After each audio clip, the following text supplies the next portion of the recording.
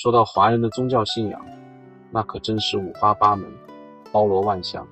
在中国传统文化里，宗教信仰从来不是单一的，而是多种信仰交织在一起。比如，很多华人家里既供奉着佛教的观音菩萨，也供奉道教的财神爷，甚至还有儒家的孔子牌位。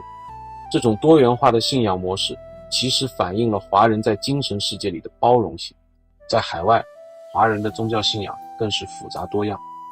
比如在东南亚，华人对佛教的信仰比例很高，这不仅是因为佛教本身的文化包容性，还因为它能适应当地的社会环境。而在菲律宾，由于天主教在当地占据主导地位，很多华人也选择信仰天主教。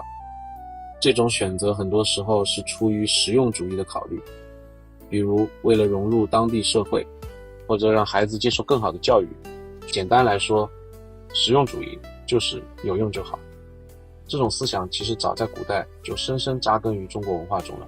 比如儒家强调修身、齐家、治国、平天下，讲究的是通过道德修养来实现个人和社会的和谐，这本身就是一种很实用的哲学。在宗教信仰上，实用主义体现得更是淋漓尽致。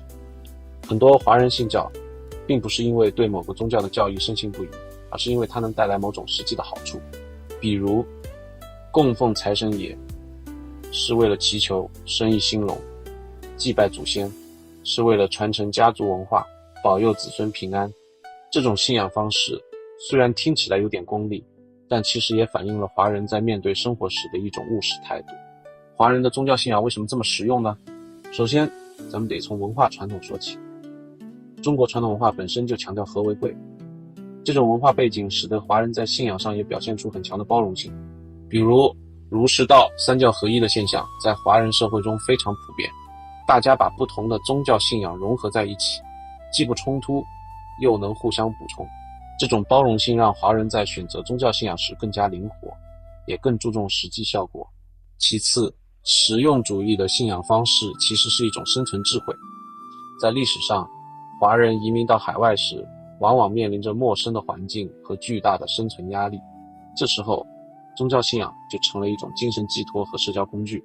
比如，在美国的华人宗教组织中，很多寺庙或教会不仅是信仰的场所，还是华人社区的活动中心，帮助新移民融入当地社会。